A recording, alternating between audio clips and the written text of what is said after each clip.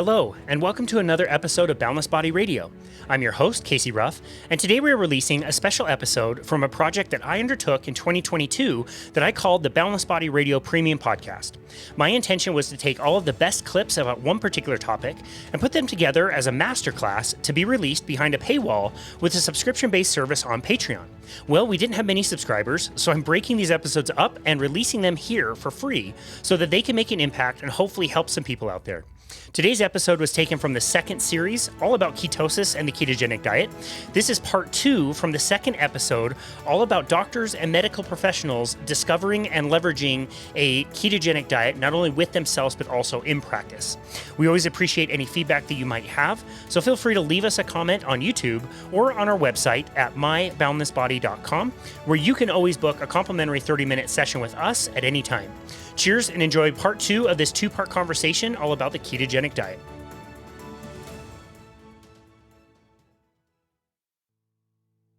Our next few clips are going to be with medical professionals who ended up facing legal challenges after bringing some level of ketogenic or low carbohydrate diets to their patients. Literally, medical associations bringing up trials and charges against these people is absolutely insane. So we're going to start out with Dr. Evelyne Boudoir-Roy.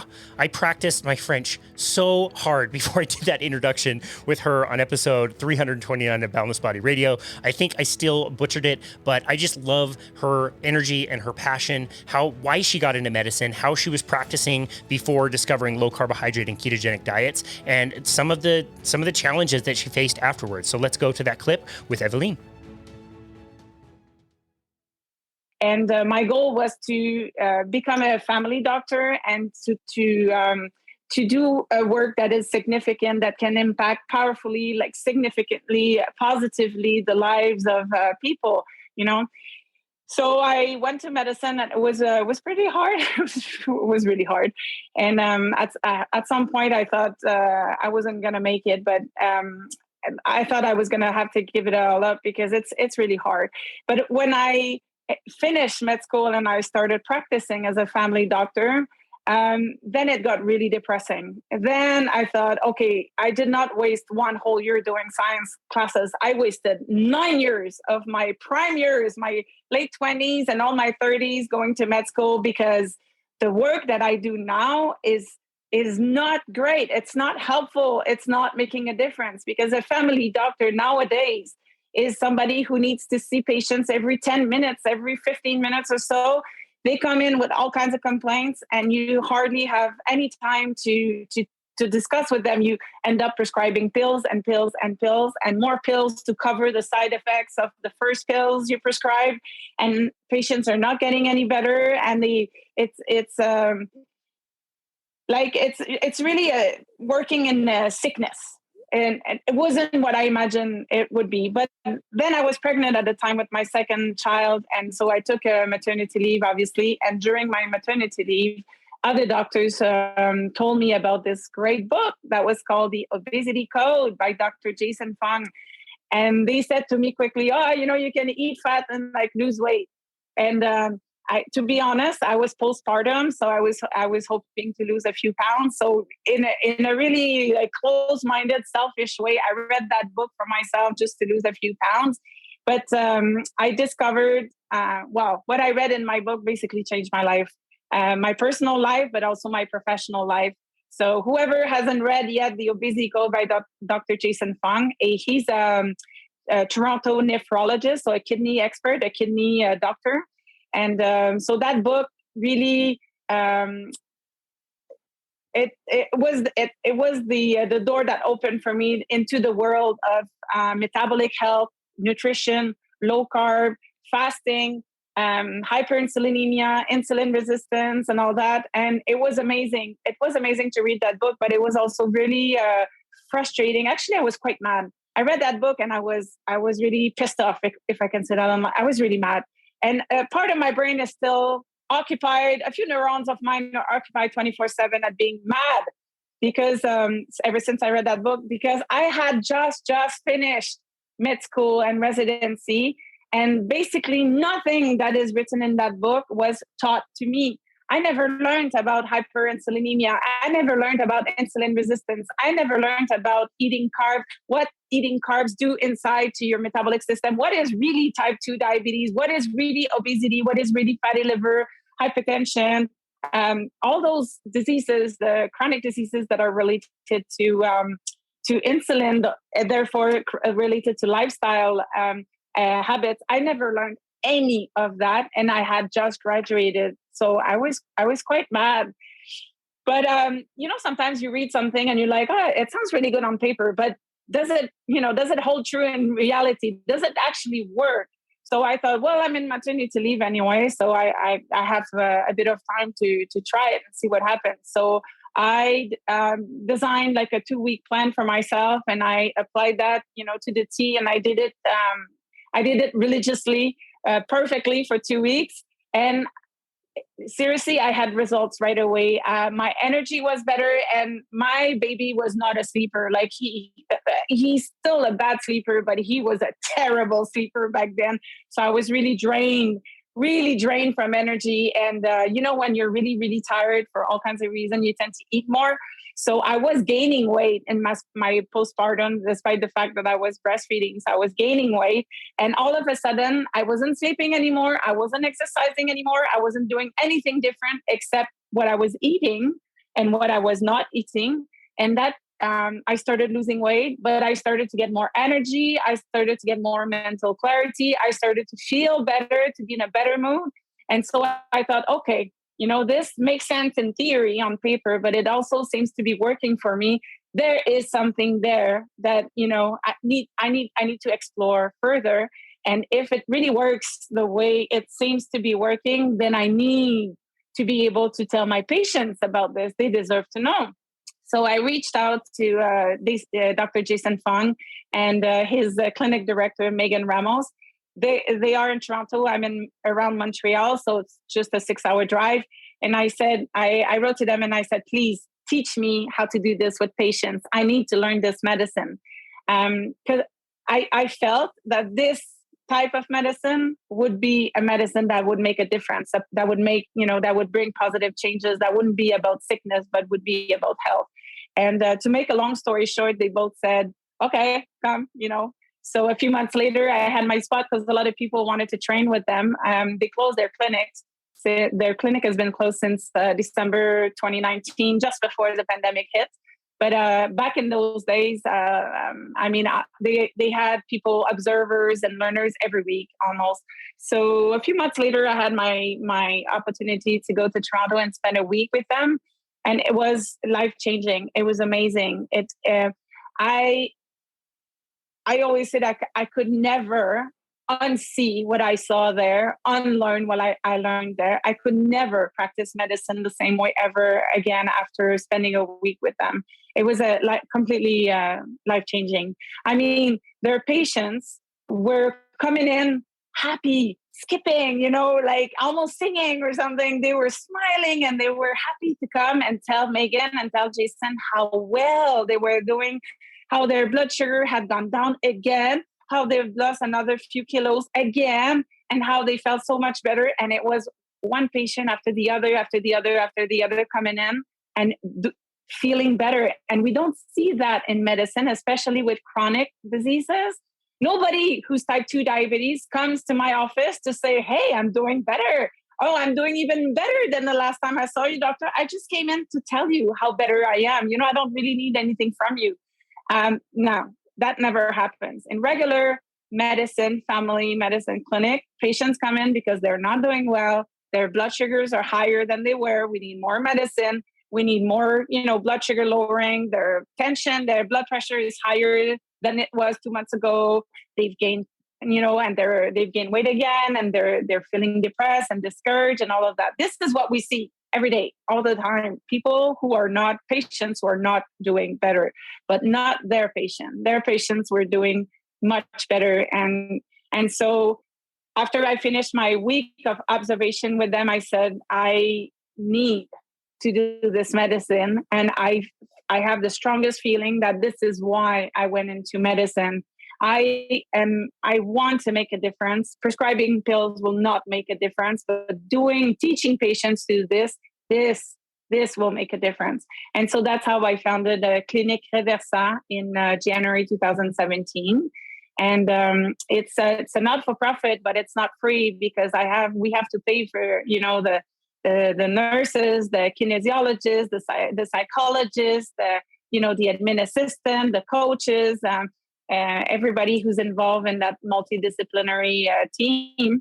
But I don't make any money from it. It's actually it takes time away from doing regular medicine, but I love it. It pays me 100 times on a different level, in a different way. It pays me with gratification of knowing that, professional satisfaction of knowing that my patients are getting better.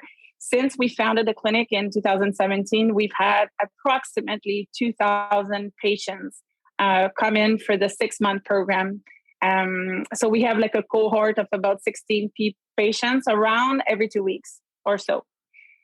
So that's how I went from, being a translator to being a family doctor, a miserable family doctor, to being a doctor who's very much interested in biometabolic health and everything we can do to change our lifestyle habits, to take control of our own health and to get better instead of getting worse.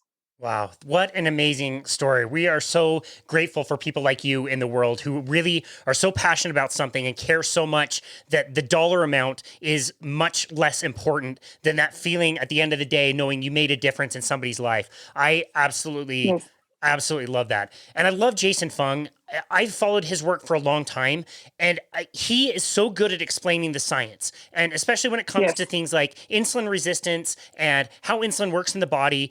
And I love the way he approaches that, but I also love the way he approaches things in the way that's like kind of common sense. Like, as much as we, love the studies and love the science and love to get all the data, there's also like, let's just use our brains and think about this. And he has this like really sarcastic and kind of snarky way of like telling people like, your body is not stupid. Like, why are you putting more carbohydrates into a person that has a problem with carbohydrates? And like kids don't need like all of these snacks and Gatorades to go play soccer. We never had that when we grew up. You just go play.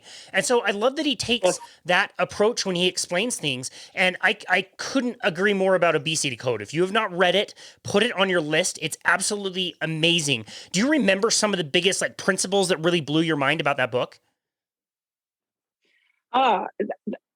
Anything that had to do with what is insulin, what does it do inside your body, what is hyperinsulinemia, so when you have too much going around in your blood, and what is insulin resistance and everything that it does in your body. He doesn't go over everything that it does in your body, but it's a good enough intro that you understand that the more insulin you have in your body, the sicker you are.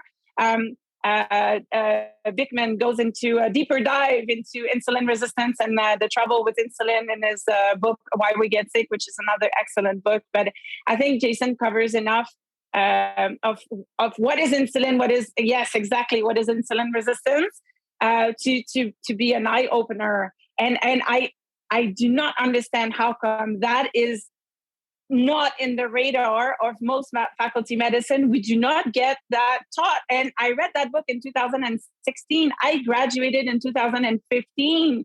So it's not even like, back in the days, 30 years ago when I did my degree, we didn't know anything about insulin resistance. We do. We know about insulin resistance. We don't care. We pretend it doesn't exist. We pretend it's not important. We don't even teach it in the faculties of medicine. How crazy is that? Yeah, it's absolutely crazy. So I had the opportunity to work on a metabolic cart for over a decade. So I was actually measuring people's metabolic rates. And in particular, we would do it while people were exercising. So we get VO2 scores and calorie burn rates and fat oxidation and things like that. But we would also do resting metabolic rate tests. And so, over time, we would find if somebody did a calorie restricted diet and they did a lot of exercise, chances are over time, their metabolic rate would reduce. And so we would get used to telling people like, okay, whatever your resting resting metabolic rate is, you need to eat at least that many calories to keep that metabolism high. And that's the way I understood it for a long time, until fasting started to get a little bit more popular. And I could not explain this mechanism. People would come in, let's say, based on their age, height, weight, and gender, they should have had a resting metabolic rate of about 2,000 calories. People who did fasting would come in to do the test. We would measure their metabolic rate, not at a normal level, not at a lower level, but a much higher level. I remember one guy in particular, 2,600 calories, 600 calories burned at rest more than what it should have been. And I said, wow, like this is really good. Your fat burning rates are really good. Like this is great. No wonder you're losing so much fat and weight. But now you have to eat 2,600 calories or else your metabolism's going to crash. And I'll never forget. He looked at me and he was like, I can't, what do I do to eat that many calories? Do you want me to go back to eating like soda and Twinkies? And I was like, yeah, that doesn't really make a lot of sense either. And it wasn't until I came across the obesity code that I realized what was going on. These people are burning more calories because their body is finally allowed to burn the calories, not just coming from food, but the calories they've already stored from food in the past. Yes. And that was the only way I could ever explain that. It made so much sense. Exactly. Jason says all the time, like if you are storing body fat, and most of us are, let's face it, if you're storing body fat in your body and you're fasting, why would your body go burn your muscles? If, like your body is not stupid to do that. Your body wants to burn the extra fat that you have in your body. It's there for that. It's there to be used for energy when you need it. But you need to be able to have access, metabolic access to your stored energy, your stored fat in your body. And that makes all the difference in the world, that kind of switch that your metabolism can do. And that's important to teach it to patients, because if you're going to go hypocaloric and restrict and eat low fat and eat small portions every 2 hours and blah, blah, you're going to tank your metabolism, and you're not even going to lose proper weight because you've inhibited the switch, the metabolic switch.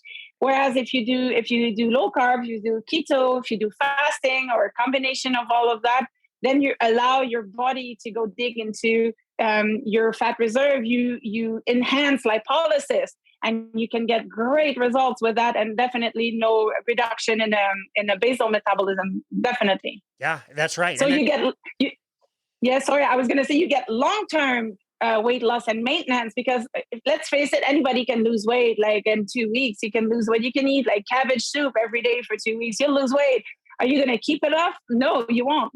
And will it be harder to lose weight after that? Yeah, the yo-yo effect of dieting over and over. All those diets are almost always hypocaloric, and that's how they make you lose weight. So you lose weight at first, but then your metabolism catches up.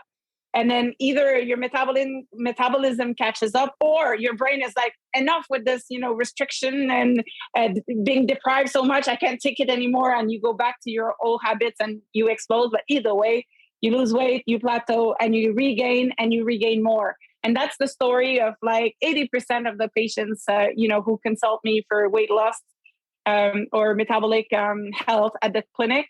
They've done this yo-yo the whole lives, and every time you go back up, you take a bit more than the previous time, right? Yep. Yeah. So learning about that switch, learning about how to dig into your fat reserve to switch into lipolysis as opposed to inhibiting lipolysis.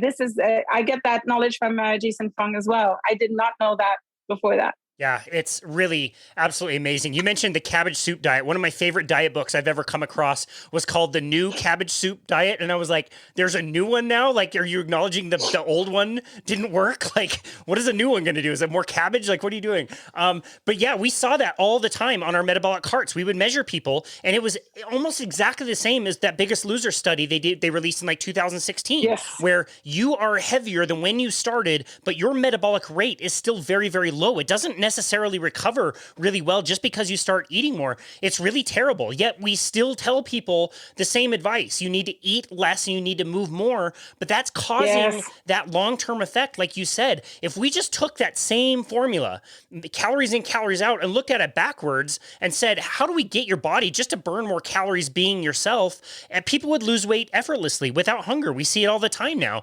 but you have to look at that differently. Yes, absolutely. Wow. So, okay. So there's such an incredible delta between your experience, the way you were practicing medicine before, and all of a sudden finding this new way of doing things. You spend a week with these guys, see everybody jumping around and skipping because they're actually, improving themselves, getting off of medications, all kinds of amazing results. So, of course, you're going to be super stoked and excited to go do this on your own. What was that experience like when you started to bring this back into your own clinic? Well, back in the days, it still is the case, but less now. But back in the days, 2016, as I started building a clinic, I was met with a lot of skepticism, obviously. Like, honestly, Casey, if I told you, hey, you could lose weight by eating more fat, it sounds ridiculous. Everybody knows that is not how you lose weight, right? Everybody knows that eating fat will make you fat, right? So it is so ingrained in our brains now that nobody thought, well, hold on, we've been eating low fat since the 80s and look at us now. How's that working out for us? Obviously not working out really well. We've, as a society in the States or in Canada, we've never been fatter, and it's our children have never been fatter than they are now. So obviously eating less fat hasn't worked out, but we, as a society, we haven't, I think, reached a point where everybody goes, okay, this is ridiculous. Eating less fat to lose weight is ridiculous. We're still not there, I think.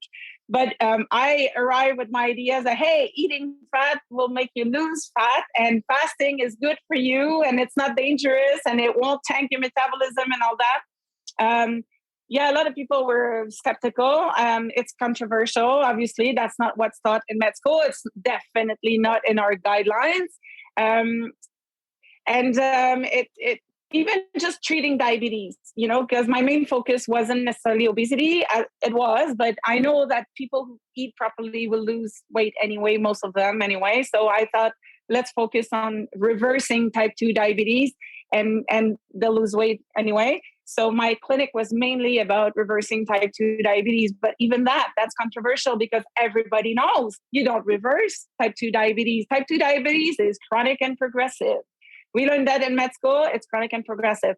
The only thing that you can do is try to manage it the best you can, and try to ward off the complications as long as possible. But eventually, you will fall apart into pieces because your eyes will go, your kidneys will go, your toes will go, and there's nothing that can be done about it, which is completely false.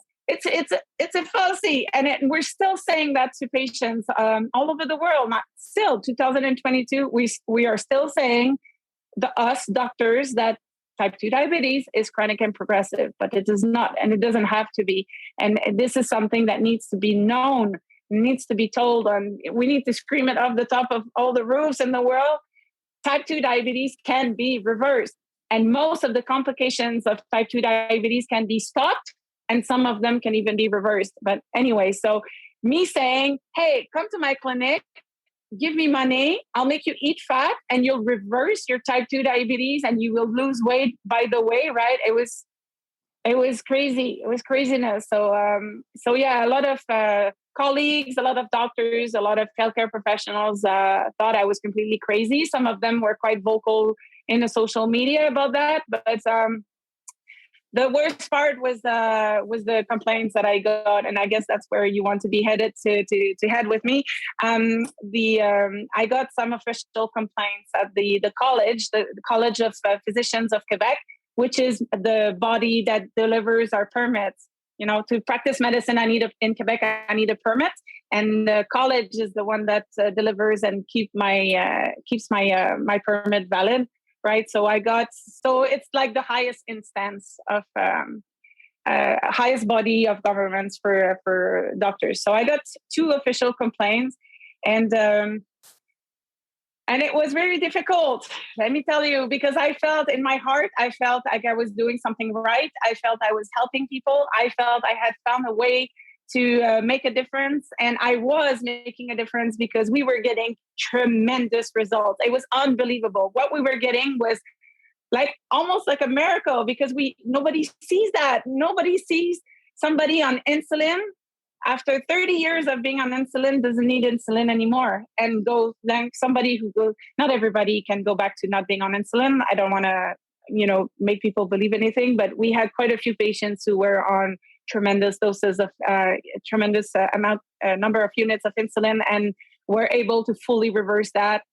Some of them were able to reverse it to the point where they needed no medication, not even metformin, not even like the most basic drugs, and they went back to having normal blood sugar levels. So this is like, it's like a miracle. Nobody ever sees that, unless maybe with bariatric surgeries. But other than that, just from dieting, eating properly, and no, that's like unheard of, unseen ever. So anyway, so we were getting great results, and I was quite happy doing this type of medicine. I wasn't doing it full time. It's like one Friday every 2 weeks. The rest of the time I did regular family medicine. I worked in a jail also, so I did stuff like that. But every other Friday was my favorite day of making a difference on this planet. And so it hit really hard when I got my 2 official complaints, and I had to take an attorney, and I had to prepare my defense, and I had to appear in front of a sort of a jury. There were 3 doctors who were investigating, questioning me, and it was a nightmare. It was a total nightmare, and I cried the whole time, ugly cry, cry with snots and all that, and not being able to control myself, like total ugly cry in front of all those people.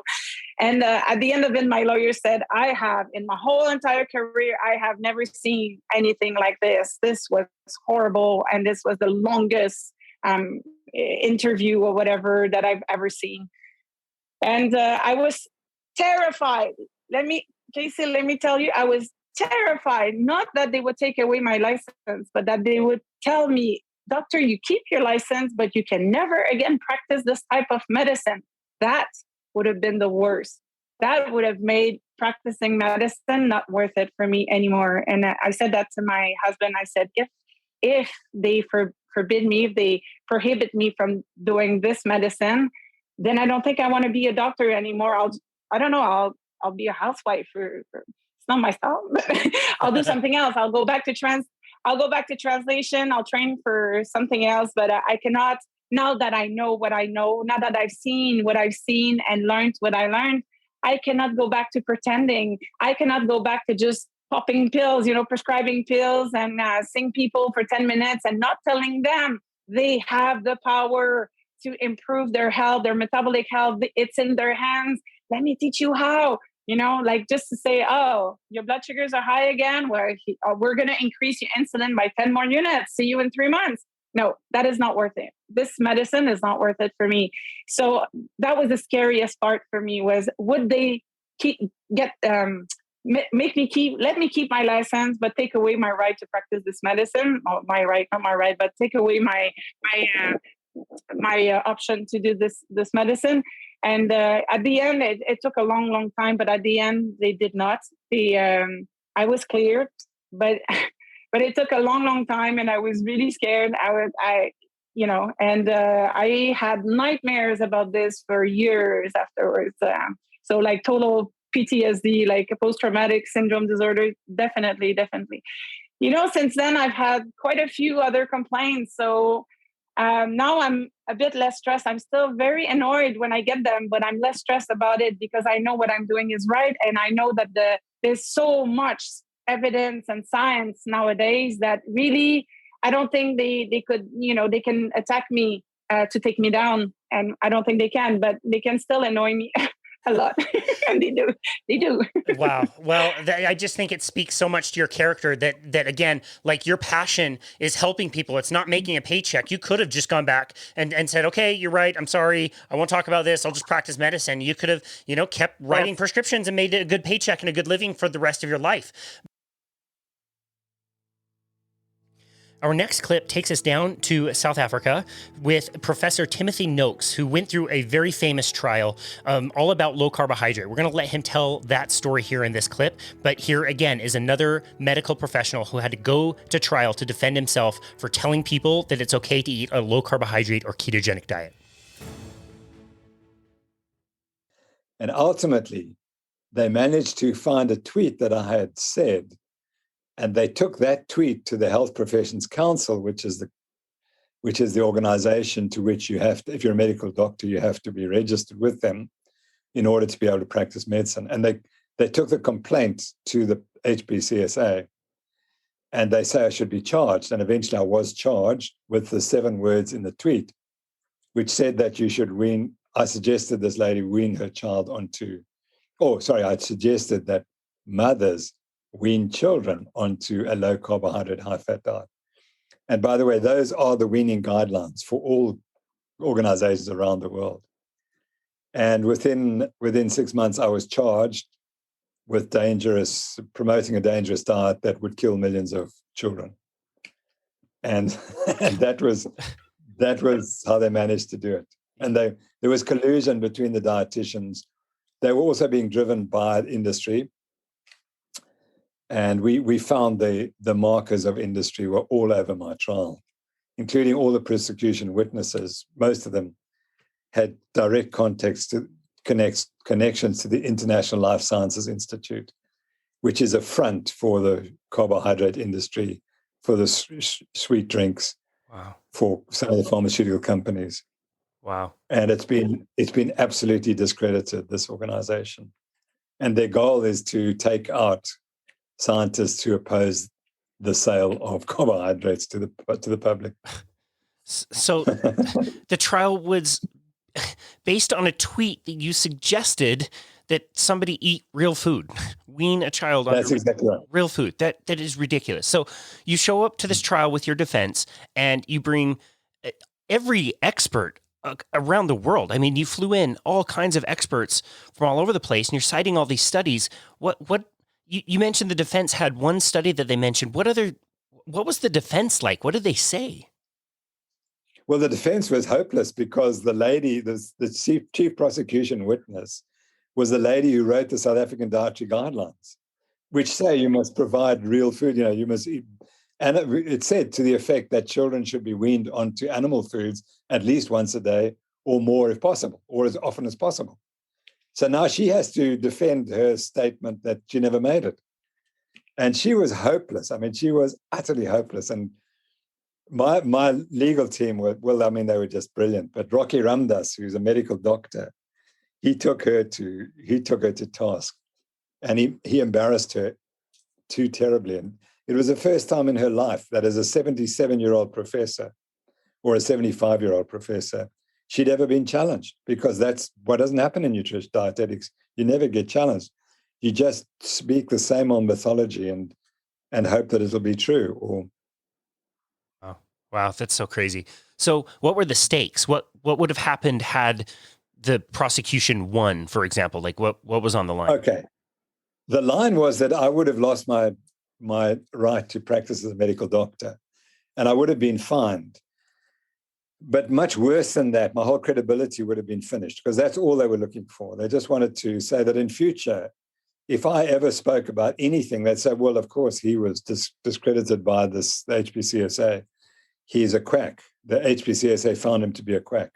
And that's what they were looking for. And there was a big movement on social media in this country, led by certain people who we know, to try and make me look a quack. And that was also going on behind the scenes. So had I lost, that's what would have happened. But more importantly, it would have meant that no doctor in South Africa would ever again be able to say anything in public about a health matter without risking going through the same process that I went through. That's part of what they were aiming to do, because it's complex, but basically there's medical information, there's medical advice. And medical advice is you give to a patient, and then you form a doctor-patient relationship. And that's always an answer to an I question. What should I do in this case? What treatment should I follow? That's an I question. And if you, as a doctor, answer that question publicly, you're at risk of being said that you're in a doctor-patient relationship. But you can't fulfill the doctor-patient relationship because you can't examine the patient. So then you leave yourself open to all sorts of complaints. Now, what they tried to do, I had answered a we question. It was about moms and babies. And I had given medical information. Now, what the HPCSA was hoping to do was to blur the difference between information and advice. And had they won, no one would ever be able to say, again, give any medical information in public. So, for example, this is a stupid one, but if a person was to ask you a question, so doctor, should runners stretch before they run a marathon? You couldn't answer that question because they blurred the distinction, and now you're giving medical advice to a patient. And therefore you're at risk of being charged for giving wrong advice. And so they would have had absolute control. And can you imagine what it would have meant in this COVID-19? If anyone had said, well, I don't agree with the way that COVID-19 is being managed in South Africa, whoops, before the Health Professional Council, losing your ability to practice, costing you millions of dollars. That's what would have happened or could have happened. So there would have been Orwellian. It would have been George Orwell, 1984. Wow. They would have had absolute control of everything the doctors could say. But of course, I didn't realize that when we started it. I was only thinking I didn't want to be remembered as a quack for the rest of my life. Sure. I mean, your entire life of work, like all the studies, all the books, everything that you had done, building up that department in the university, but then learning that this was even bigger than that, so much bigger than yourself, like all the doctors in the future is so crazy. And I've been so excited to ask you this question. I think I've heard the answer to this, but I've been wanting to ask you this because I think this is so funny and so telling. Is it true that you had an extra advantage in the afternoon when the defense would go eat whatever they would eat for lunch and the prosecution would eat what you guys eat for lunch, which is typically low carb? And is it true that your prosecution would be much more sharp in the afternoon? Yeah, you're quite right. The prosecution would start falling asleep. And so, but it was very funny because one afternoon, it was at about 3:00 in the afternoon, and they used to just stop at 4. And the Joan Adams, who was the chairperson of the committee that was considering the case, she said, well, I think we must go on until 5:00. Is that okay? So our chief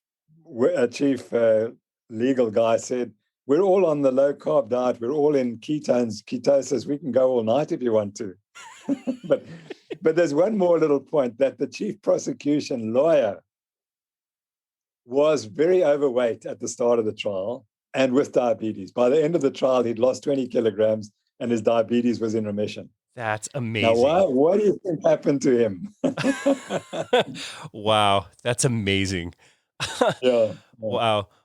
I'm just so glad that you decided to fight and that the fight was bigger than just yourself. I think that's so interesting. And I think it's an interesting point because I remember, when I was doing a lot of endurance sport, I was, racing road bikes quite a bit. I had to eat all the time. I was hungry all the time. Yeah. I couldn't go 2 or 3 hours, between clients without grabbing a bar or a snack. I had to take a nap every single day. So I know what it's like for the defense. You're tired at 3 p.m. Of course you need a nap. It's so relatable because I know how it felt to be on the other side of that and how much better it feels to be on a lower carb diet. I'm sure you can relate to that. We are now going to go to the island of Tasmania and hear from Dr. Gary Fettke and his wife Belinda. I was very, very, very fortunate enough to interview both of them at the same time on episode 314 of Boundless Body Radio. I can't recommend that episode enough. Both of these guys have the craziest stories of things that they had to go through. Just simply, you'll hear from Gary, just simply for recommending that the hospital not have sugar on hand, and watching Belinda go into action to be able to do the research, to be able to defend her husband, and everything that she found out about the Seventh-day Adventist Church and their current involvement in our nutritional recommendations. This story is absolutely bananas, as I tell them. You have to go back and listen to it. And just to clarify this, I had to write this down to make sure I got this right. The Fettke's F's that he references here in a second is Fettke's fructose-free, fucked up, fungating foot folly Fridays. Wow, that is a mouthful to say, but I wanted to make sure you got part of that. He's going to explain the whole story here. So let's go now to Gary and Belinda Fettke. It's a sickening feeling, amputating limbs. That's it. I mean, and particularly in diabetes, which is an unnecessary operation. It's years in the making by the, poor dietary control, and I'll say poor dietary control rather than poor medical control, because I don't think you need all the drugs that we're throwing at patients with diabetes. And these patients, not patients, they're people. You actually get to know them. It's not a one-off visit when you come along. They start with a little ulcer, then the ulcer gets worse, and then it becomes infected, and you're trying to treat that. And then you might be trimming a bit of a toe, and then you're taking off the next toe, and then the next one after that, and a bit of the foot, and then ultimately, for too many, you're taking off a limb. And that noise, and it is a thud into a stainless steel bucket, you can't get used to that. And that was really becoming a weekly practice for me, just to be trimming bits of toes and feet. Not once a week, but I regularly have a couple of patients. And my Friday clinics at the hospital ended up being called Fetke's fructose-free, effed up, fungating foot folly Fridays. There's a lot of F's there. But essentially, you'd come along into the clinic and it literally a smell of rotting flesh. Now, I know that sounds disgusting, but when you keep seeing that week in and week out, and because no one else wants to take on these patients, it's not a happy experience, because you're in a no-win situation. And then when we started, I had those patients in hospital, and they were being given ice cream as part of the hospital dietary guidelines. For diabetes, I went, hang on, whoa, that was the light bulb moment for me. And I said, will you stop giving it to them? I said, no, that's the hospital guidelines. That's the national food guidelines for people in hospital. And I've been challenged on that, but I've also presented to the national hospital food industry at their national meeting. And I put up their guidelines. They said, that's not it. And I said, well, actually, this is what your guidelines are. I gave them a big hashtag fail. I was then invited to come back and speak 2 years later. They couldn't cope with me 12 months later. But essentially, when you're pointing out such a flawed process, but anyway, literally, my patients in hospital, if I reduced their sugar and carbs and reduced and increased their protein, like literally coming into hospital, stop eating sugar, stop eating processed carbs, and I'd write on the medication chart 2 pieces of cheese and 2 eggs. I had to prescribe eggs to my patient because they weren't available. And so literally just by doing that, reducing sugar, giving them a little bit of protein, we're able to save toes and feet. That's incredible. So imagine what you then do, extrapolate that across the wider population, and you start doing that at a guideline basis, because most people, health practitioners in the Western world, don't want to step outside the guidelines. And the guidelines are wrong, and they're actually causing harm. And so if the guidelines are wrong, and we believe they're wrong, and in fact, I think they're energy-dense, nutrient-poor guidelines, then you've got to say, why aren't they changing? Why aren't the guidelines following the science?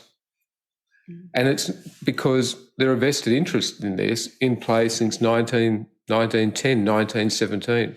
And that's where Belinda's work's just become so critical, because myself, others in this space have been going blue in the face talking about science, the results, the patient benefits, and yet literally the system doesn't want to know about it, or is just starting to hear about it.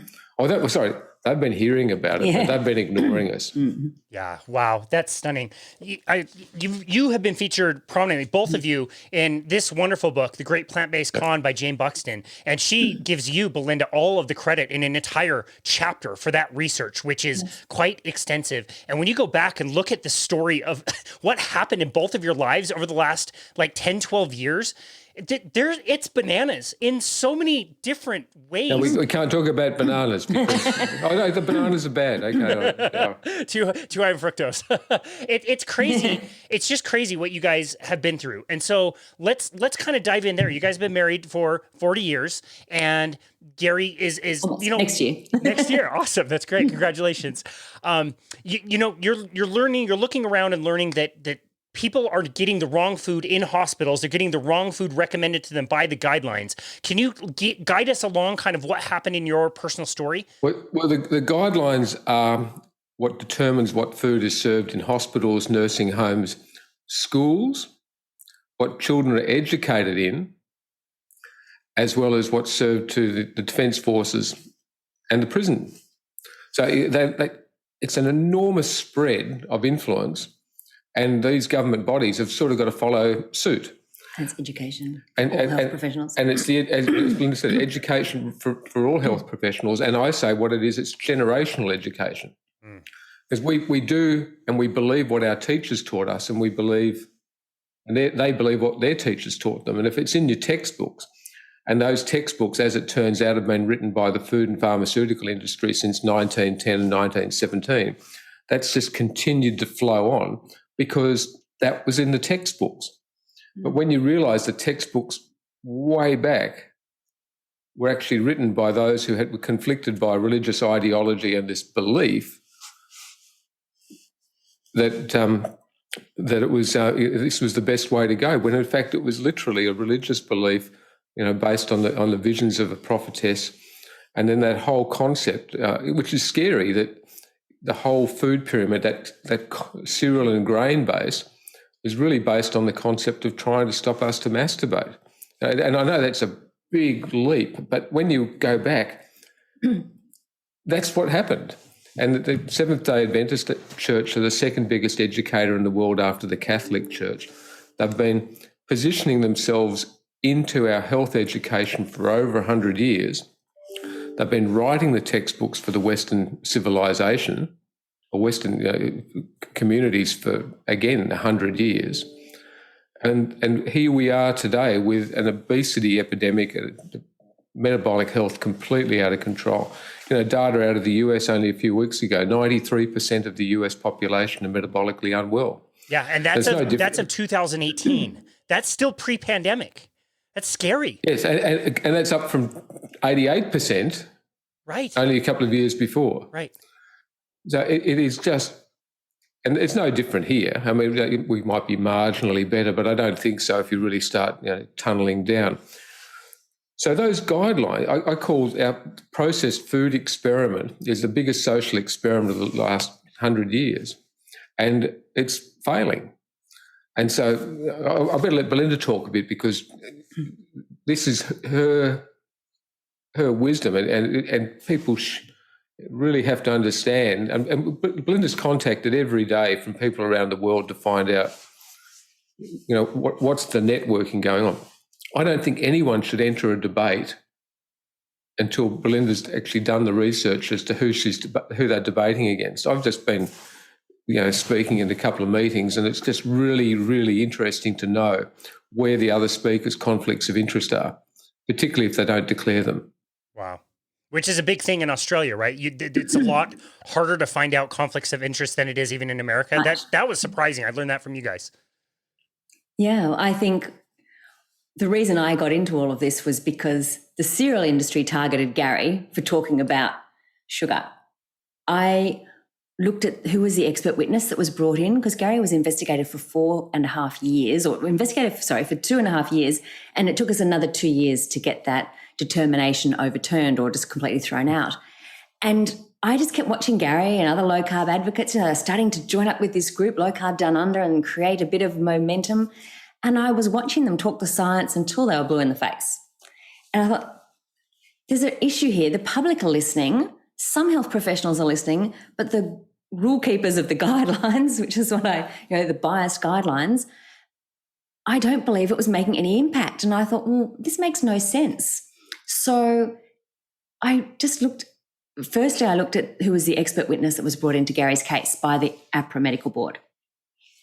And I thought, I had a bit of cognitive dissonance, and I thought he must work for the sugar industry, because why on earth is Gary, an orthopaedic surgeon with a catchment area of about 120,000? We're one step away from Antarctica. Like, we're so far removed from the world. What sort of impact is he having? So it must be sugar.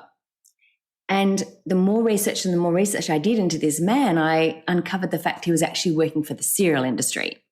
So I thought, oh, okay, hadn't thought cereal, but of course I uncovered some documents from this group called the Australian Breakfast Cereal Manufacturers Forum.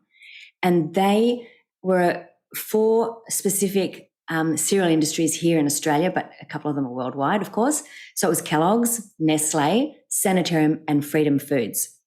And this group got together each month to discuss strategies. Every 3 months, sorry.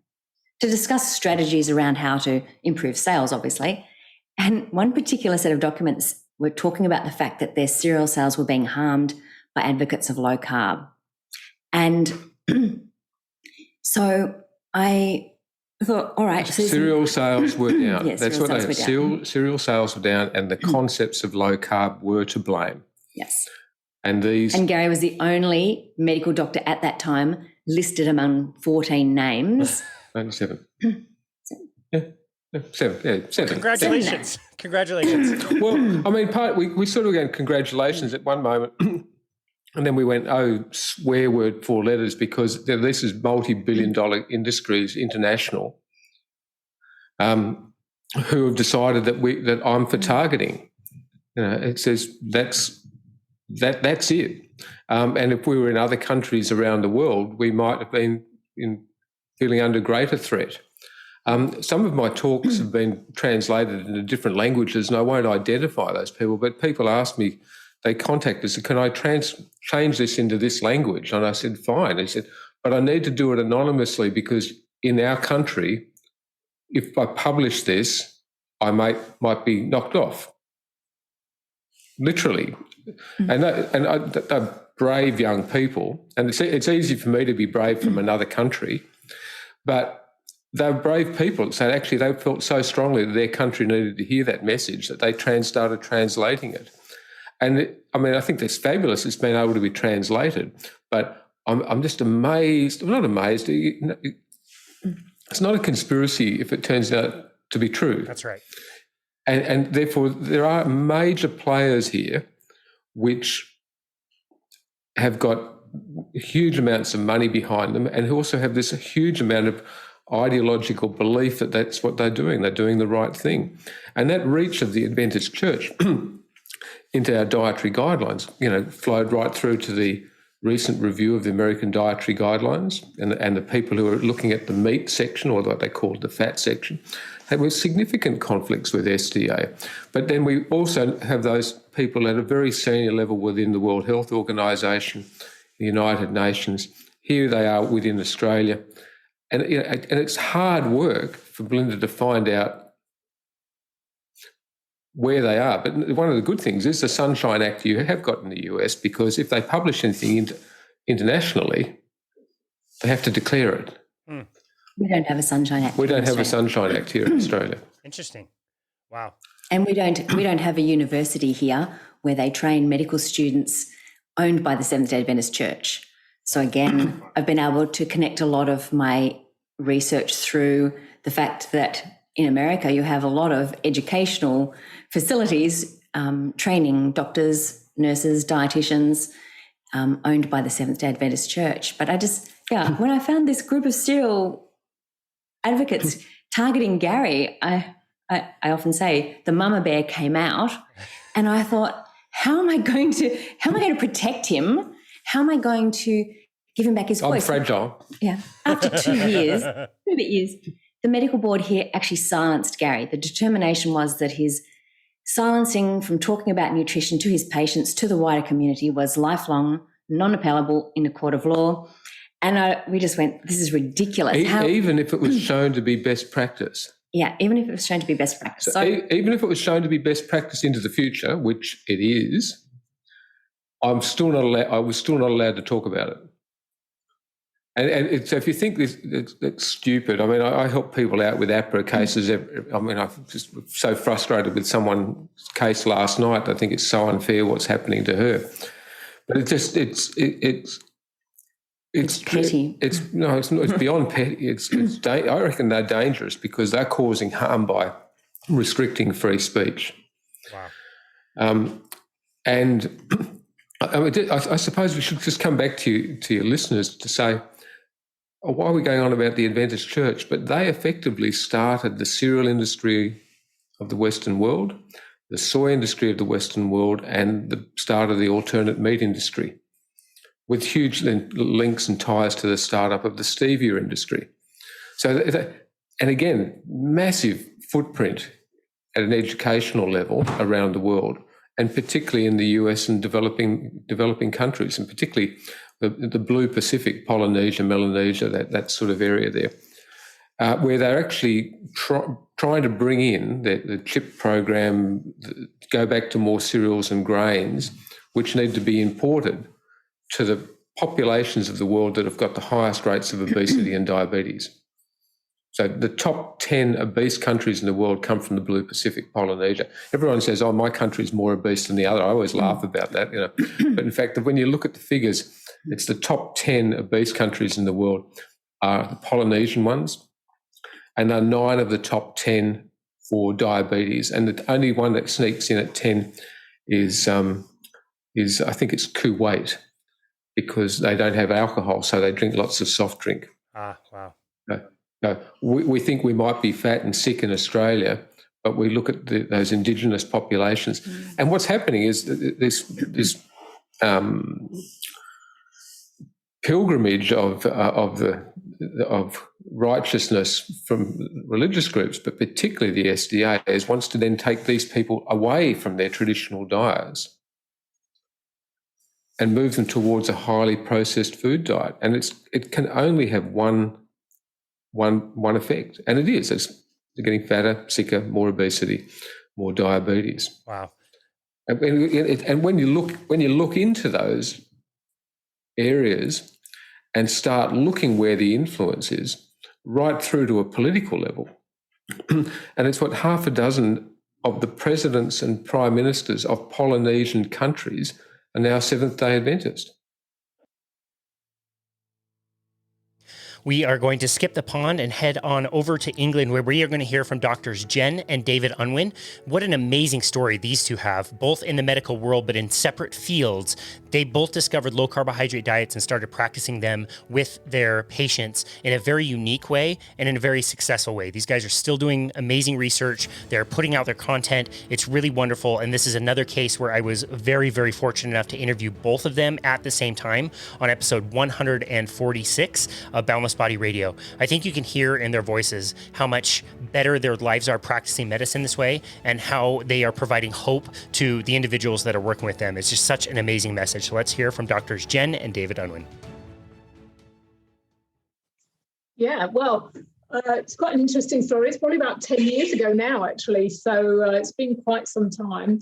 And a few things came together, as they often do, to sort of spark this work that we've been doing. One is probably my own story, really, which is one of a lifetime of weight gain, weight loss, struggles with food, sugar addiction, et cetera, et cetera. And I stumbled across a book by a British GP called Dr. John Briffer called Escape the Diet Trap. I think it was 1 January, and I was feeling particularly miserable about my weight, and I saw this book, and obviously the title spoke to me, so I brought it home, and then I would read bits out to David. It basically was low carb, and John Briffer had sort of discovered that for himself, looked into the science, and then written a lovely book, which was quite a nice sort of simple intro. And I'm reading bits out for David, and as was my way, I thought, right, okay, this is the next scheme.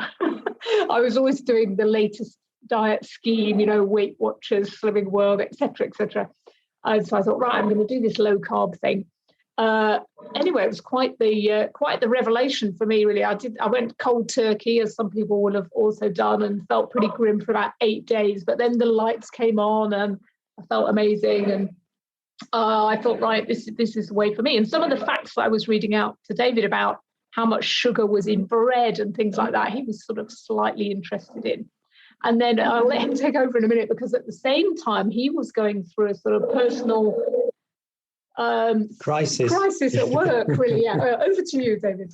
Yes. So I was 55. I was a senior partner of a medium-sized general practice, and I wasn't really enjoying myself. It was just that everybody seemed sick, and they were getting sicker and sicker. And I'd give them one drug, and then I gave them another and another. Nobody looked well, really. That is until one patient, a single lady, changed my life and the life of many other people. So I'd looked after this lady for over 10 years with her husband, actually. And I knew from the computer system that she wasn't taking her drugs for diabetes. And that worried me. So I wrote to her and asked her to come and see me. When she came to see me, I actually didn't recognize her because she'd lost so much weight. She looked absolutely fabulous. Wow. Far more than that, she was cross. She was very cross. And she was cross because she said, Dr. Unwin, you've been prescribing drugs for me all this time. And you know I have diabetes, but you never once told me that bread was sugar, that breakfast cereals turned into sugar, that potatoes turned into sugar. And now that I know that starch is sugar, I've been able to do without medication. I've lost stones in weight. So you were giving me those drugs quite unnecessarily. And she actually even wondered whether I was qualified. So I was scared, and I was quite scared. And I thought, I need to listen up. I need to pay attention. And that was the link between us and diabetes.co.uk that you mentioned earlier, because she was on their low-carb forum. And to my amazement, there were 40,000 people teaching each other how to go low-carb. So Jen had been going on about the book, and I'd started thinking a lot more about why do they have diabetes? Is it a genetic thing, or is it what they've been eating? And I suddenly saw in sharp focus, my patients were ill because of what they've been eating. And if we could help them to eat differently, maybe they could replicate what this lady had achieved. And now we've gone all the way. So I had never seen drug-free diabetes remission. I hadn't seen it a single time in 25 years of medicine. And as you said earlier, we've just celebrated our 100th patient that achieved that. So up to that point 10 years ago, we'd never actually worked together. I was a psychologist, David was a GP in the same small town, but we haven't actually done any joint projects. And that was something as well that we were kind of interested to do, because obviously health psychology and medicine do go together really well. So we kind of united around this idea of trying to help the patients with diabetes at Norwood Avenue. And I was used to running groups, something I did quite a lot at work and was confident with, whereas most doctors and GPs, that's not something that they'll do. But it actually works really, really well in this context of sort of chronic conditions and behaviour change, because everybody encourages everybody else. And it's just a really nice way to work with people. So we just started with one small group, and kind of all the rest is history, really. So we started with about 15 people, I think, in that first group, and some of them are still joining now. We still run the groups now, and anybody can carry on coming, and quite a few of them still do after 9 or 10 years. Wow. What surprises me now, Casey, when I think back, is how really, why don't doctors think more about behavior change? Because so many of the chronic modern illnesses are due to choices that we make, lifestyle choices.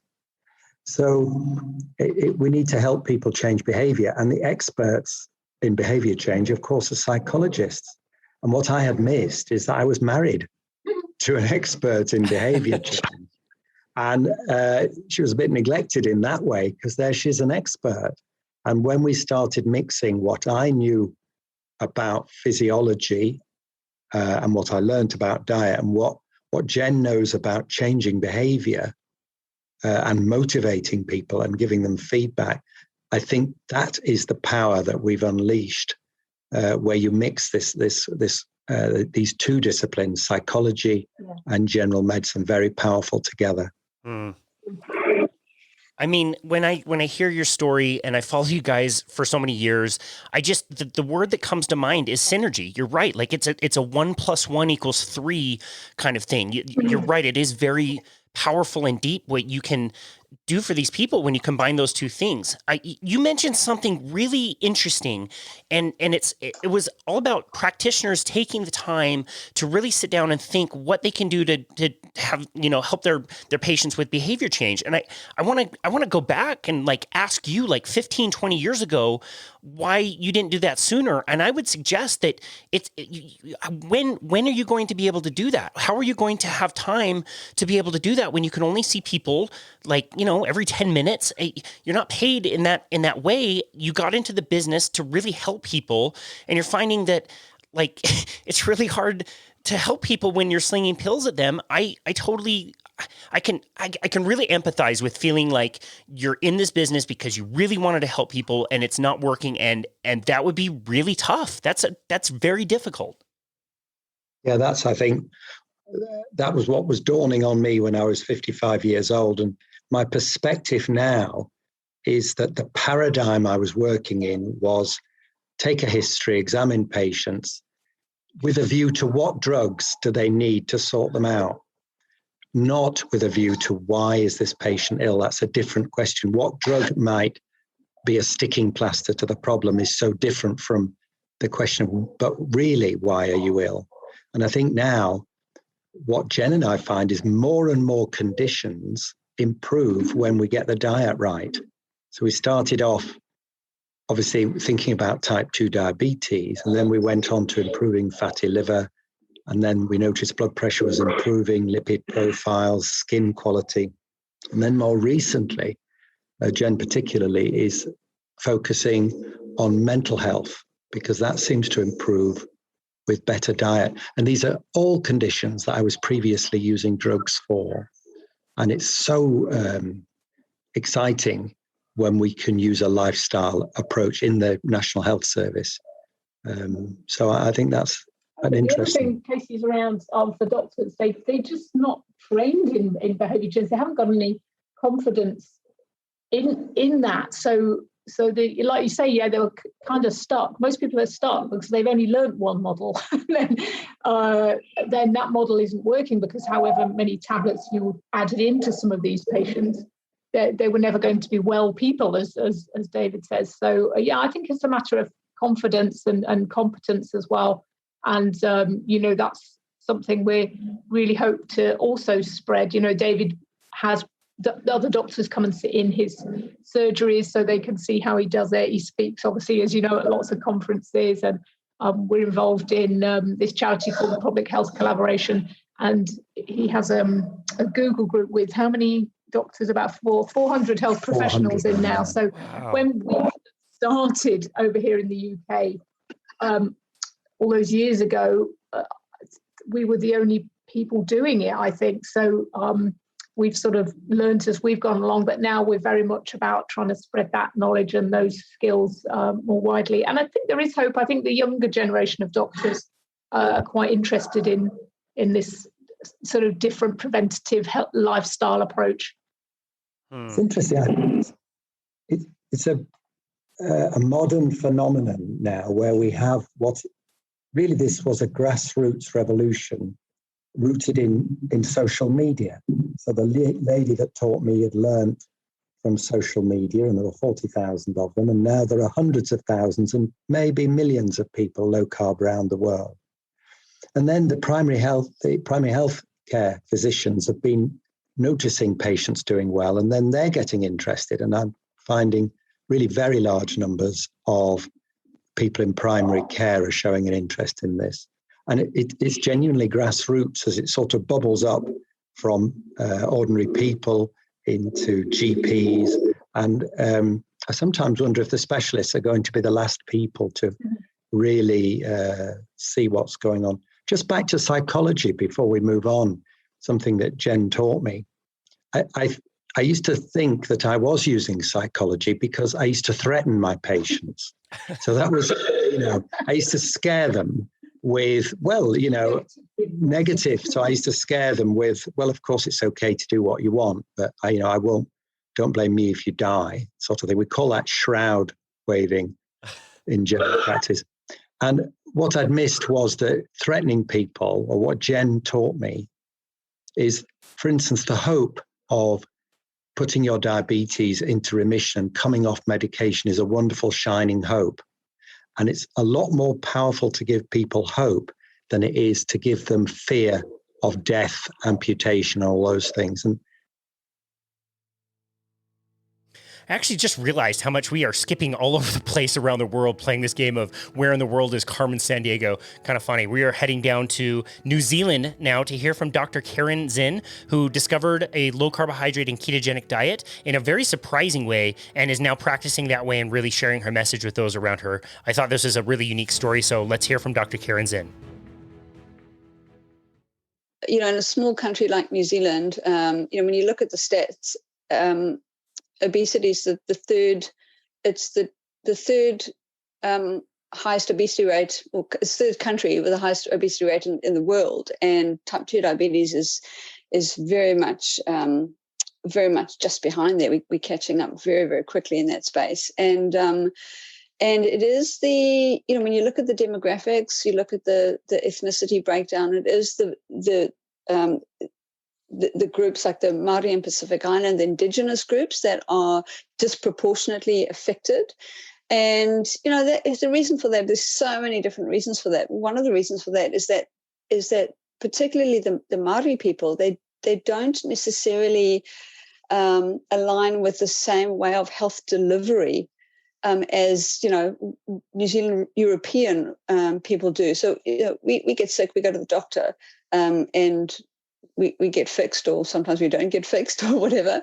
But for some of the indigenous people, there's a bit of a lack of trust in the Western way of doing things. And, you go to the doctor and you've got 15 minutes. I mean, what is that even?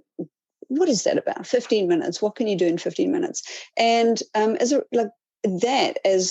one of the many, many reasons why indigenous groups can't really get ahead is because they use different philosophical models of health. And we need to really, really change things up if we want to get some traction in terms of reducing inequalities and improving the situation. So there's a lot of work to do in the general space, but also even more work to do in this kind of indigenous space. And I think that's echoed in different countries in the world, and in Australia as well. I was just thinking that. It sounds like the same kind of racial inequalities that are happening all over the planet in many places, but maybe just for slightly different reasons. Here in America, maybe it's, the African-American community and the Black community, we've completely lost trust, with the public health message here because of the horrible history of public health with minorities. And so, maybe it's a slightly different reason, but it sounds like something that's really pervasive around the world. It is. And, even if you don't necessarily agree with it, you might say, oh, just come on, just go to the doctor and get yourself some help. It's accessible to everyone. So that's the key. We think it's accessible to everyone. But if it doesn't align with their philosophies, it's not accessible. And they're not going to, they're not going to take up the opportunities that are provided there. So whether it's right or wrong, or whether you agree with it or not, that is the reality. We need to work quite differently to get some good outcomes, I think. Yeah, I agree. I look at somebody like, Ade Fox, known as the Black Carnivore here in America, or Dr. Tony Hampton. These people have embraced the low carbohydrate message, and now they're out sharing it. And they have a different voice than I have. It's very different, if you're in that community, to hear the message from me than it is for them. And so the more people that can help embrace that message for their, community, I think is so helpful. Absolutely. And there's a big drive here at the moment to increase the Indigenous workforce, particularly in the area of health coaches. So it makes a lot of sense to have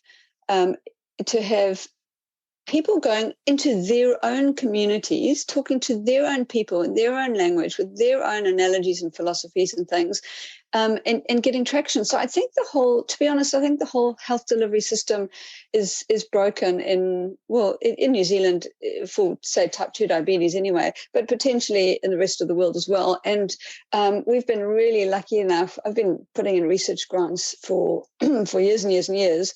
And since 2016, I've been putting in this research grant about low carb and diabetes, and it's finally 2022, it's finally been granted. So we've got some money from the government, for the Health Research Council, to look at the way the delivery of services in primary care, so at the medical centers, is delivered in the area of prediabetes and type 2 diabetes. So we're going to be evaluating some work that we've been doing with various GPs around the whole kind of low carb space and community facing and supportive initiatives space. And we're going to evaluate that and then roll it out to a bigger region and do a big evaluation there, compare it to their kind of standard practice, and then see how it goes, and hopefully roll it out to as much of New Zealand as that wants it.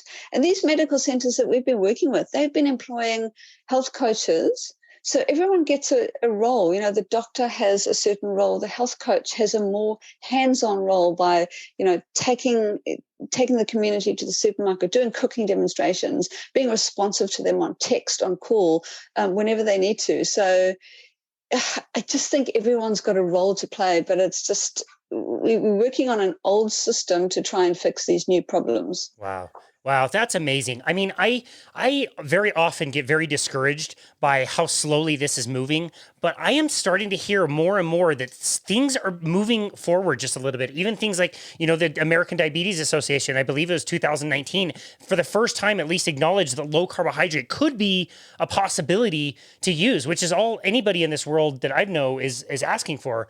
So maybe we've turned a corner. Maybe the momentum has gained, you know, so much ground that now it can actually move forward a little faster than it was in the past.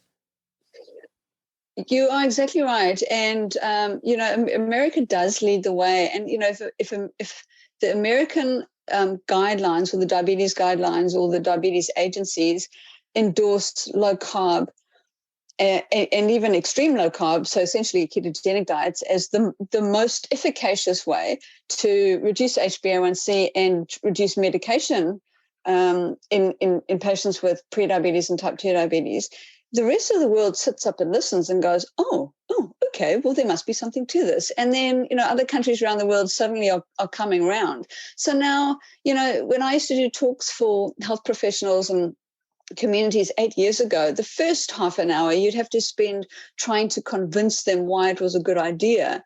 And now the talks are about how do we best incorporate this to get the best outcomes, because it's, like I said, it's almost like mainstream. It is adopted as one of the therapeutic tools to use for those who want to and those who embrace it. So I think we have definitely come a long way, considering, as you say, the snail's pace that guidelines usually move at. But even just, you know, New Zealand's a small country, and when I get clients, so I've got a clinical practice as well. When I get clients, I always ask them how they got to me or how they were referred to me. And they go, oh, you know, my doctor referred me. Oh, who's your doctor? And they mention the name. And in the old days, I would know all the doctors who would refer a client to me to do low carb, but now I've never heard of these names. So it is definitely moving at a reasonable pace in New Zealand anyway. So it's very, very pleasing to see. Our next clip features Martha Tettenborn, taken from episode 279 of Boundless Body Radio, called Hacking Chemo. This is a really interesting story that I wanted to include. We have talked to lots of different cancer researchers who do research on work on the ketogenic diets. Basically, cancer cells can only use glucose or glutamine as a fuel source. They really can't use ketone bodies. And so there's a lot of great research going on right now on ketogenic diets and their effect on not only cancer itself, but also as an adjunct for some of the treatments. And again, when we are hosting those people, I'd love to ask the question, like, since you do research in the ketogenic diet, what would you do today if you were given a diagnosis of cancer? And it's really interesting to kind of go through that mental activity and hear what somebody might think they might do if they got that diagnosis. Well, Martha actually got the diagnosis, and we're going to hear now her story and what she learned about how she could manage her symptoms.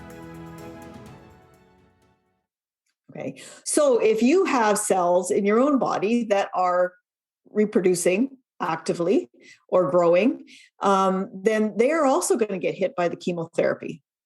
So that's things in an adult, we're not growing actively most of the time, but things like our hair follicles are always growing. The bone marrow is producing blood components. So it's always creating red blood cells, white blood cells, platelets, your immune system, that kind of thing. The lining of your GI tract is always refreshing and regenerating itself. So those are areas of fairly rapid growth, even in a non-growing adult, right? And that's why chemotherapy side effects means you lose your hair, you have mouth sores, you have GI problems, your immune system is suppressed, your blood values are suppressed. Those are the side effects. So if you can quiet down your healthy cells, I call it stealth mode, they go into stealth mode, then the chemotherapy, when it's infused into your body, it misses them. It literally doesn't see them, and it just passes right over and heads for those cancer cells with the big red flashing lights that are going like, pick me, because they are still actively trying to grow. And so it made a huge difference to side effects. I am so incredibly drug naive. Like, I mean, I barely take a Tylenol. Other than vitamin D in the winter, I take nothing. And so for me to take chemo was like, mentally and emotionally and physically, it was going to be a really big deal. And so when I realized that I could possibly impact on my chemo side effects by actually just fasting, like something as simple as fasting, I decided I was going for it. So I did. I based on Dr. Longo's work and the studies he had released and the case study reports he had done, because he did a case series of about 10 patients in 2009 that he published. I decided that I was going to fast for 36 hours prior to my chemo. So that would quiet down my healthy cells. And then I was going to stay fasted for 24 hours after my chemo to keep them quiet while that active drug was in my system in its most potent sort of brand new form, right? So for me, that ended up being about a 72-hour fast. I had two chemo drugs. One was put in intravenously and the other was put in intraperitoneally, which means it was basically put in through a port and just poured right into my abdominal cavity, where it swished around for a few days until it was all absorbed. Wow. Because of the type of cancer I had, that made a lot of sense. And I was my thought at this point was, I'm only doing this once, so hit me with your best shot. Like, if that's the best way to go, like, let's do it. So my chemo treatments ended up being about 8 hours long instead of just being in and out. And I had to drive to the large cancer center, which is about 3 hours from where I live. And that meant staying overnight. So we do the clinic visit, the blood work, the clinic visit, the chemo, everything was all done in one long day. And then we'd have to drive 3 hours home. And it was winter in Ontario. So every 3 weeks we'd have this adventure driving down to the cancer center. Wow. But my response to it, even from the very first chemo, was stunning. It's the only way I can describe it.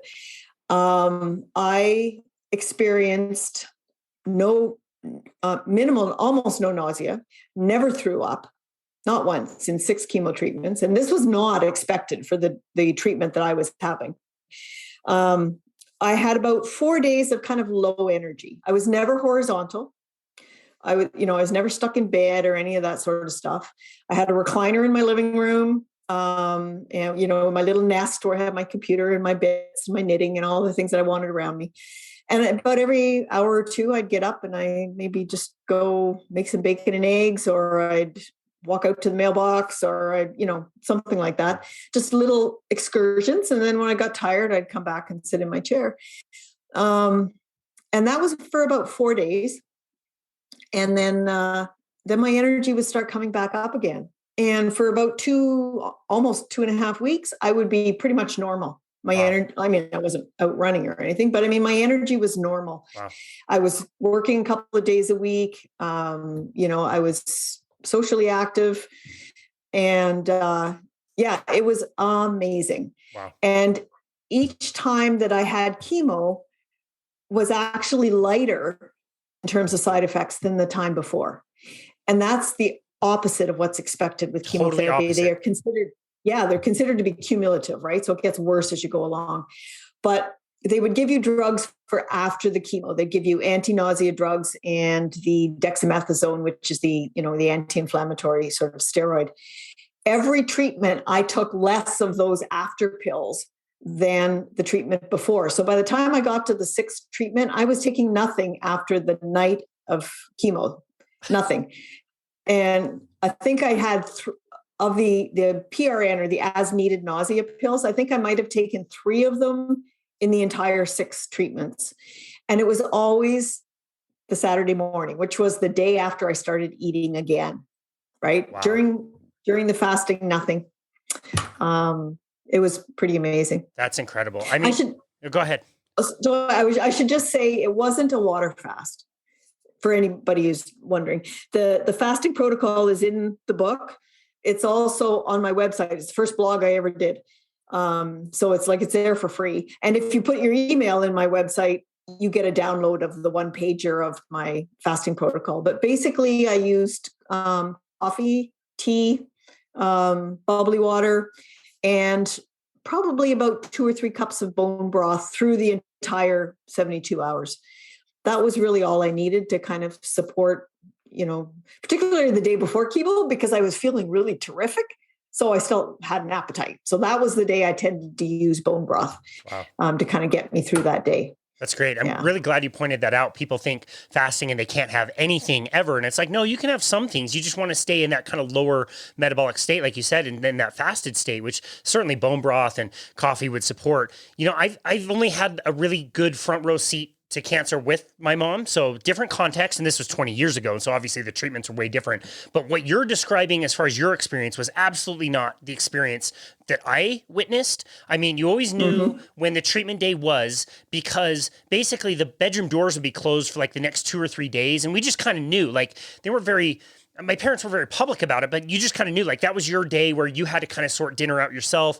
Mom was really nauseous. I remember them prescribing OxyContin 70s, which I believe, at least at the time, was like the strongest painkiller that you could absolutely recommend. And I remember them telling her specifically, like when she was under a tremendous amount of pain, just to chew them so that they would quick release in the body. So you can imagine, like, that's not ideal, not great. No. And I remember the bouts of nausea and all those things that came along with it. So that's really interesting. I think it's interesting to point out too, you're not necessarily suggesting that fasting and a low carbohydrate diet is like, this is the cure, this is the end all be all, you just have to do this. Oh, no. You're recommending this is a very nice adjunct that can go with this that might help the response. And so it's not that you're throwing away all the conventional cancer treatment. You're using this together for a benefit. I think that's a really important context to look at this.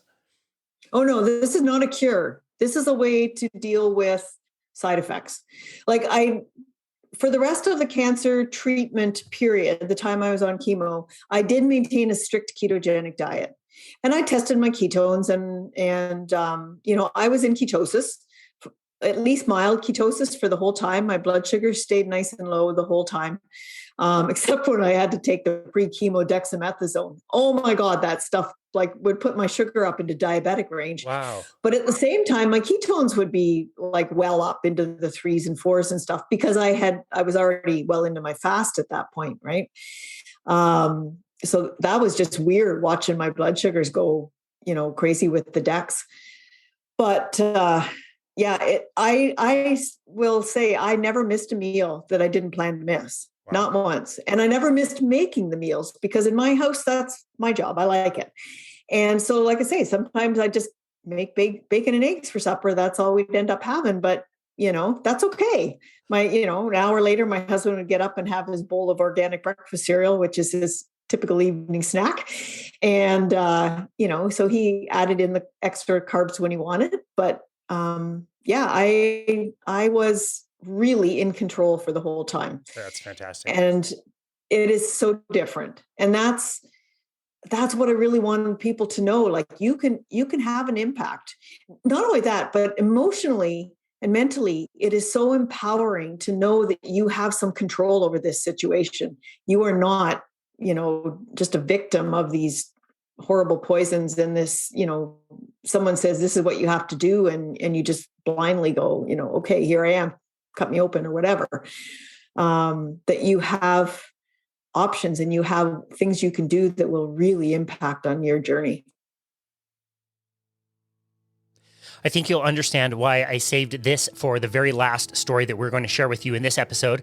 This is our returning guest, Dr. Mark Cucuzzella. He has been featured in 3 of our episodes, episodes 25, episodes 40, and the most recent clip is taken from episode 327. I just want you to listen to this story and listen to how much compassion he shows his patients.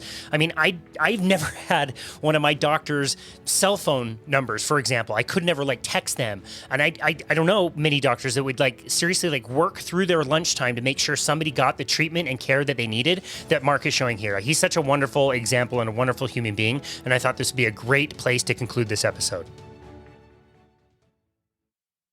Yeah. A lot of times people don't know what it feels like to feel good, but then when they think back, they're like, oh, this makes sense now. Yeah. So for here, just share a case, because I think it pulls out everything with what what we talked about even before we got on, about caring for people and compassion. So I had a patient I saw yesterday. One of my urgent care colleagues, texted me and said, can you see this patient? He came in for a urinary tract infection, and he was wise enough. He saw he was spilling a bunch of sugar in the urine. 57-year-old guy, and he'd lost about 30 or 40 pounds in the last couple of years. Not intentionally. So he couldn't get it immediately. So he drew a hemoglobin A1C on the patient, which is an average blood sugar. And his value came back 24 hours later, greater than 14. So meaning wow. His blood sugar in the last 3 months at least were greater than 400 at least, but greater than 15. What's the ceiling?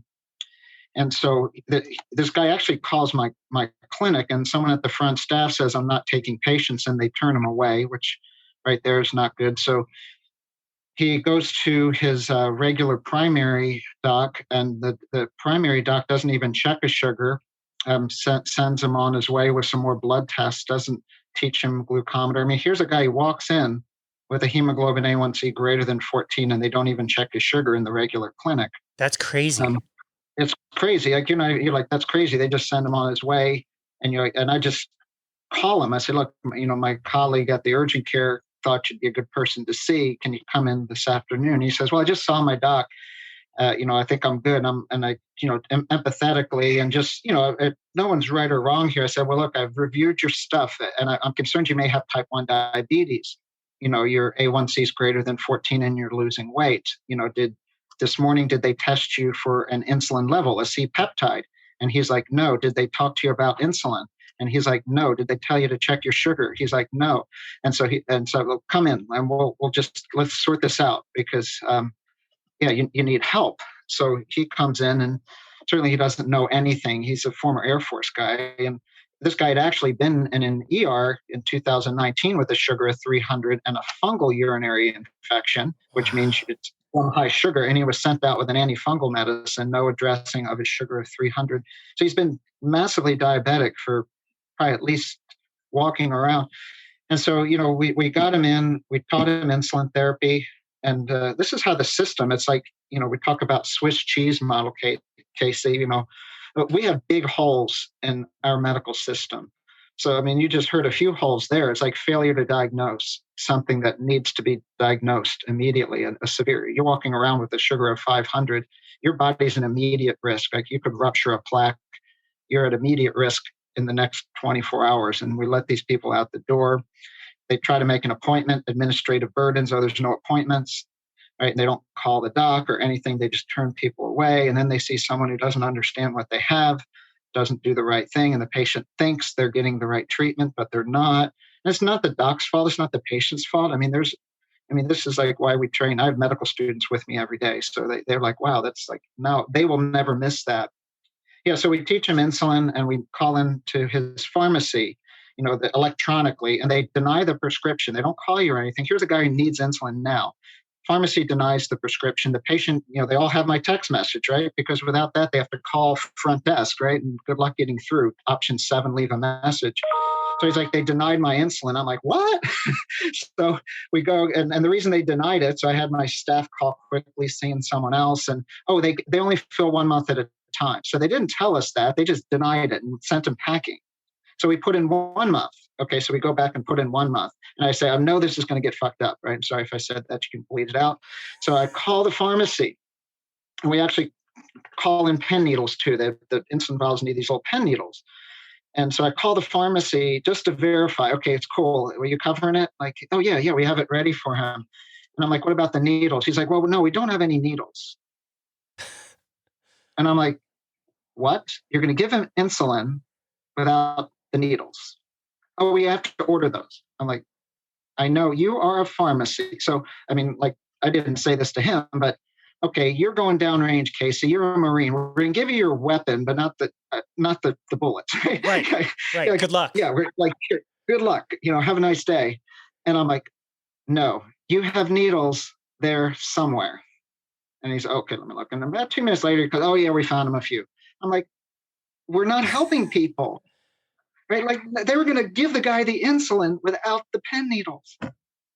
It blows my mind. It blows your mind. And it shouldn't have to be that way. But because, he's texting me, thank you, thank you. I didn't go above and beyond and do anything extraordinary. All I'm doing is trying to help people have their human right fulfilled. If you have diabetes, it's your human right to get care and what you need to help your diabetes. And if we have administrative burdens, barriers, pharmacies, people that just don't want to help. And I think as clinicians too, I think it's easy for us just to pass the buck of blame. Oh, the insurance companies suck. The pharmacies suck. The administration is no good. No, it's on us, right? Like all that stuff will never get better, right? We live in America, our healthcare system. If you're waiting for some wonderful new system that's going to be patient-centered, and that's what the medical students see. They say, look, I hope you learn something from this. Don't complain about the insurance companies, the pharmacies. Just do the right thing for the person in the room, and you'll sleep better at night.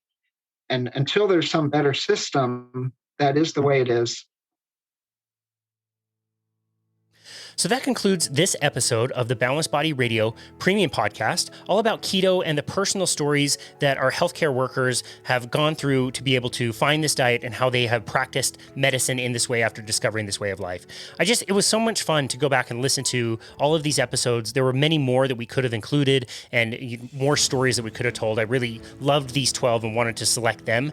I was very fortunate in my career, being a personal trainer. I was not held to the same standards that some of these medical professionals are. If somebody wanted to listen to me about how to work out or about how to eat, as a nutrition coach, I'm not really under the same, kind of guidelines that a dietitian is or that some of these medical professionals are. And so I just really have a huge amount of respect for all of them, including the 3 that we heard from that actually had legal actions brought up against them. So again, go back and listen to these original episodes. They're very, very good. There's lots of tips and tricks on ways to do this yourself. The last episode that we are going to do on ketosis for now is going to be more stories, but it's going to be more of the lay people that have been overweight or struggled with lots of crazy conditions that were then able to deal with and treat their conditions through low carbohydrate diets. I think their stories are wonderful as well. I just wanted to give this perspective from the medical community itself. So be looking for that next episode of the Boundless Body Radio Premium Podcast. And as always, thank you so very much for your support.